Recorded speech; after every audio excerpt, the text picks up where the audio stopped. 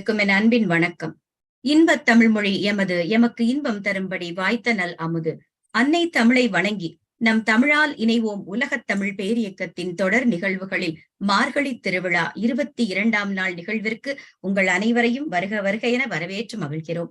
இந்த நிகழ்ச்சிக்கு களம் அமைத்துக் கொடுத்த நம் நிறுவனர், தலைவர், கவின்கலை வேந்தர், சிவதமிழ் சீராளர் எங்கள் சத்யநாராயணராஜ் பாலகுரு அவர்களுக்கும், எங்கள் அன்பிற்கினிய துணை தலைவர் பாரதி கண்ட புதுமை பெண் தங்க மங்கை மீனா திருப்பதி அம்மா அவர்களுக்கும் என்னுடைய பணிவான நன்றியை சொல்லிக்கொண்டு, இந்த இணைப்பில் இன்று எங்களோடு இணைந்திருக்கக்கூடிய நம் மூத்த தமிழ் ஆளுமைகள், மாவட்டம் 18/8 முதல் துணை ஆளுநர், வாழ்நாள் சாதனையாளர் தமிழ்ச்செம்மல் எங்கள் கோபாலையா அவர்களுக்கும், மாவட்டம் 18/7 மூத்த தமிழ் ஆளுமை புன்னகை அரசி எங்கள் அன்பிற்கினிய சசி ஆனந்த் அம்மா அவர்களுக்கும் என்னுடைய பணிவான வரவேற்பினை சொல்லி, இந்த நிகழ்ச்சியை யூடியூப் வழியாக கண்டு கொண்டிருக்கும், இனியும் காண காத்திருக்கும் அனைத்து நல்ல உள்ளங்களுக்கும் இனிய வரவேற்பை பதிவு செய்து, ஆண்டாளின் திரு அருளோடும் கண்ணனின் பெரு அருளோடும் நாம் இன்று திருப்பாவை பாசுரம் 22 சிந்திக்க இருக்கிறோம்.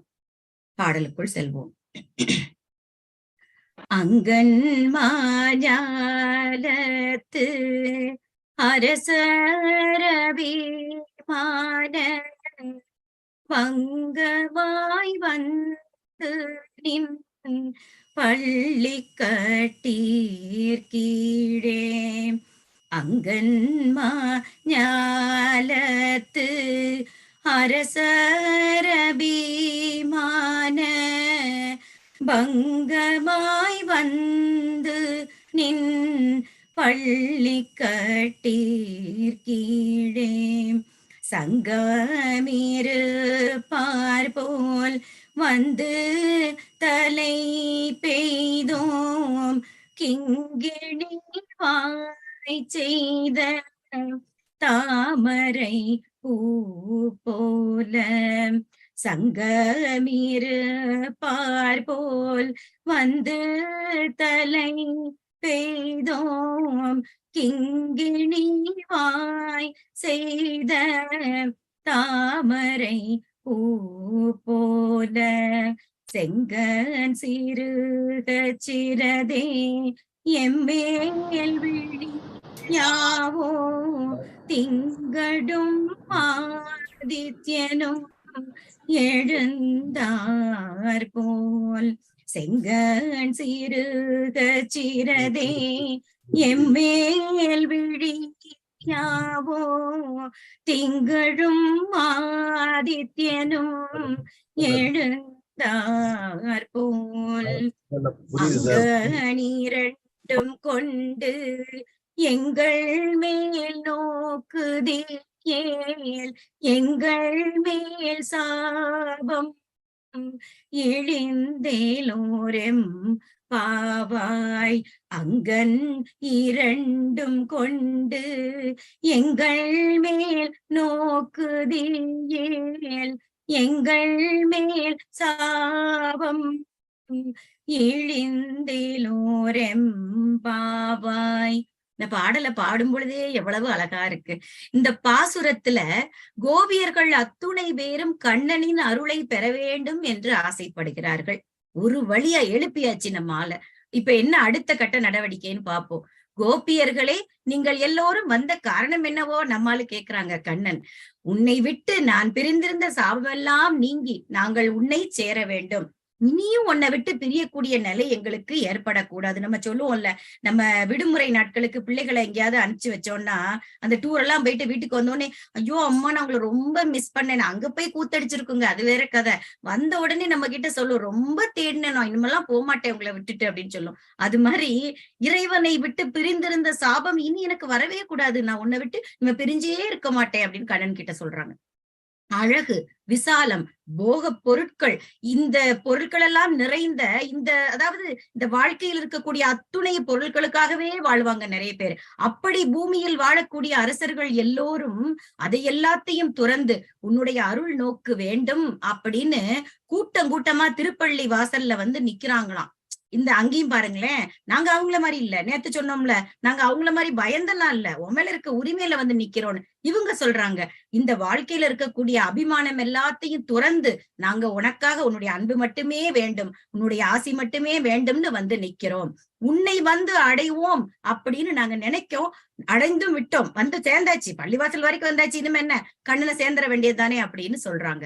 அதுவும் அவனை வந்து சொல்லும் பொழுது, கிண்கிணியை போன்று அழகிய தாமரை கண்ணால், பாருங்களேன், கிண்கிணி மாதிரி சத்தம் எழுப்புன்னு சொல்லுவோம். இவங்க அந்த கண்களுக்கு ஒப்புமை சொல்கிறாங்க. அதாவது நல்ல ஒரு தெளிவான ஒரு பளிச்சுன்னு இருக்கக்கூடிய அந்த தாமரை கண்ணால் எங்களை மெல்ல நீ அருளும். அதாவது சடார்னு வந்து ஒரு பெரிய சுனாமி மாதிரி கொட்டிராதையா, மெல்ல கண்ணை திறந்து மென்மையா எங்களுக்கு அருள் புரி அப்படின்னு கேக்குறாங்க. ஒரு பயிர் வாடி இருக்கும் பொழுது ஓவரா அது மேல பாசத்துல வந்து குடங்குடமா தண்ணிய கொட்டினோன்னா என்ன ஆகும்? கொஞ்ச நெஞ்சு இருக்கிற உயிரும் அதுக்கு போயிரும் இல்லையா? அது போல வாடிய பயிரின் மேல ஒரு வாட்ட மழை வந்து கொட்டுற மாதிரி இல்லாம, மாசம் மாசம் அப்படியே கொஞ்சம் கொஞ்சமா கொஞ்சம் கொஞ்சமா தரா மாதிரி உன்னுடைய அருளை எங்களுக்கு தர வேண்டும் அப்படின்னு சொல்றாங்க.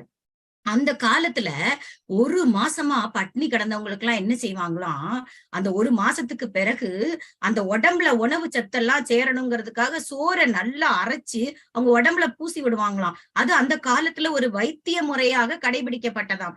அப்படி செஞ்சா அந்த உடம்புல கொஞ்சம் கொஞ்சமா சத்து உடனே ஏறும் அப்படிங்கிறது ஒரு ஐதீகமா இருந்திருக்கு. அது மாதிரி நீ கொஞ்சம் கொஞ்சமா பாரு, மென்மையா பாரு, உன்னை விட்டு பிரிந்திருக்கக்கூடிய அந்த பிரிவாற்றாமையில் நாங்கள் வந்து அந்த நோயோட இருக்கிறோம். அந்த நோய் நீங்கும் விதமாக மென்மையாக மெதுவாக எங்களை நீ உன் அருட்கண்ணால் பார்த்து அருள்வாயாக அப்படின்னு சொல்றாங்க. சூரியனையும் சந்திரனையும் போன்ற கண்களால் எங்களை வந்து நீ பொறுமையாக எங்கள் மீது இருக்கக்கூடிய சாபமெல்லாம் நீங்கும் விதமாக அருள் புரி அப்படின்னு சொல்றாங்க. ஏன்னா நம்ம சொல்லுவாங்கல்ல, நம்ம சிவன் மாதிரி அப்படியே நெற்றிக்கண் திறந்து அப்படியே எங்களை வந்து சடார்னெல்லாம் அருளை கொட்டிராத, எங்களால தாங்க முடியாது, கொஞ்சம் கொஞ்சமா அருள் புரின்னு கேக்குறாங்க. அது அதுல இருக்கக்கூடிய ஒரு நுட்பமான விடயம். இப்ப மாளிகையின் உள்ளே போன இந்த 1000 சிறுமிகள்லாம் துயிலெழுந்து நிற்கக்கூடிய அந்த கண்ண விரானின் திருப்பார்வை தங்கள் மீது பட வேண்டும்னு அவனை பார்த்து இறைஞ்சுவதாக இந்த பாடல் சொன்னேன். அந்த கடைக்கண் பார்வை என்ன செய்யுமா, நம்ம மேல இருக்கக்கூடிய பாவங்கள் அத்துணையும் போக்க வல்லது. ஏற்கனவே நம்ம ஒரு பாசுரத்துல பார்த்தோம், இதுவரை செய்த பாவங்கள், இப்பொழுது செய்து கொண்டிருக்கும் பாவம், இனி நாம் செய்ய போகும் பாவம் அத்துணையும் நீங்கிவிடும், இறைவனுடைய அருட்கண் நம் மேல் விழுந்தாள் அப்படின்னு சொல்றாங்க. இப்போ அந்த ஒரு ஒரு பொழிப்புரை மாதிரி உங்களுக்கு மீண்டும் சொல்கிறேன் அந்த காட்சியை. அழகியதும் அகன்றதுமாகிய இந்த உலகத்தில் இருக்கக்கூடிய பல வேந்தர்கள், அரசர்கள், பேரரசர்கள், சிற்றரசர்கள் அத்துணை பேரும் தங்களுடைய ஒரு கர்வம் எல்லாம் நீங்கி உன்னுடைய கடைக்கண் பார்வை போதும்னு உன்னுடைய வாசல்ல வந்து, வாசலையும் தாண்டி உள்ள வந்தாச்சுப்போம், படுக்கை கட்டிலுக்கிட்ட, அதனாலதான் அந்த கட்டில் பள்ளிக்கட்டில் கீழேன்னு சொல்றாங்க. அந்த படுக்கைக்கு கீழே வந்து கூட்டம் கூட்டமா குழுமி இருக்காங்க. நாங்க அவங்கள மாதிரி எல்லாம் இல்லப்பா, நாங்க ஒரு குழுவா உன் கட்டிலோட தலை பக்கத்துல உன்னுடைய கடைக்கண் பார்வை எங்க மேல விழாதா அப்படின்னு காத்திருக்கிறோம். கிண்கிணி மணியின் வாயில் இருக்கக்கூடிய அந்த தாமரை பூ, அதாவது அந்த மணியில பொறிச்சிருக்கக்கூடிய தாமரை பூவான், நேரடியா தாமரை பூன்னு சொல்லாம அப்படி செம்மையான நிறத்தில் இருக்கக்கூடியவனே, உனது கண்களை சிறிது சிறிதாக மென்மையாக மலர்ந்து எங்களை நோக்க மாட்டாயா அப்படின்னு கேட்டு, சூரியனும் சந்திரனும் போன்று ஒளி வீசக்கூடிய உன் கண்களால் எங்களை நீ நோக்கி, இது வரைக்கும் நாங்கள் செய்த வினைகளால் நாங்கள் செய்த பாவங்கள் அத்துணையும் எங்கள் மேல் படர்ந்துள்ள அப்படிங்கிற ஒரு வார்த்தையை உபயோகிக்கிறாங்க இங்க. அதாவது ஒட்டு மொத்தமா இல்ல, கொஞ்சம் சொல்லுவாங்கல்ல, சில துரு எல்லாம் பிடிச்சிருந்ததுன்னா கத்திய வச்சு கொஞ்சம் கொஞ்சமா தான் சுரண்டி எடுக்க முடியும், உடனே வராது அது. அது போல கொஞ்சம் கொஞ்சமாக எங்களுடைய பாவங்கள் எல்லாம் நீங்கும் விதமாக உன் அருட்கண்ணால் எங்கள் மேல் படர்வாயாக அப்படின்னு கேக்குறாங்க. இந்த திருப்பாவை பாசுரத்தில் இந்த சிறுமியர் எல்லோரும் கண்ணனுடைய அருளை பெறுவதற்காக நேரடியாக அவனோடு பேச்சுவார்த்தை நடத்த துவங்கி விட்டார்கள் என்று சொல்லி, இந்த பாசுரத்தை உங்களோடு சிந்திக்க எனக்கு கிடைத்த இந்த வாய்ப்பை பாக்கியமாக எண்ணி, இந்த களத்தை நமக்கு அமைத்துக் கொடுத்த நம் நிறுவனர் சத்யா அவர்களுக்கும், துணைத் தலைவர் மீனா திருப்பதி அம்மா அவர்களுக்கும், என் வாய்மொழியை பொறுமையாக கேட்டிருந்த நம் மூத்த தமிழ் ஆளுமைகள், நம் கூட்டு மாவட்டம் 2 ஆளுநர் சந்திரமோகன் அப்பா அவர்களுக்கும், தொல்காப்பிய செம்மலப்பா அம்மா வந்துட்டாங்க, தொல்காப்பிய செம்மலப்பா கூட்டு மாவட்டம் 1 ஆளுநர் தொல்காப்பிய செம்மலப்பா அம்புஜம் அம்மா அவர்களுக்கும், மற்றும் இந்த இணைப்புல இருக்கக்கூடிய நம் மூத்த தமிழ் ஆளுமைகள் சசியானந்த அம்மையார், மாவட்டம் 18/8 முதல் துணை ஆளுநர் முனைவர் கோபாலையா அவர்கள், மாவட்டம் 18/7 முதல் துணை ஆளுநர் என் அன்பு தோழி அன்பழகி ஸ்ரீதர், மாவட்டம் 18/12 அதன் ஆளுநர் சொல்லின் செல்வி முத்துஞானம் அவர்கள், மற்றும் நம் தக்கேசி தமிழாளியும் சங்க தலைவர் திலகவதி அவர்கள், சாய்கரணியுடைய அம்மா அவர்கள் எழுந்திருக்கிறார்கள். அனைவருக்கும் என்னுடைய பாதம் பணிந்த நன்றியை சொல்லிக்கொண்டு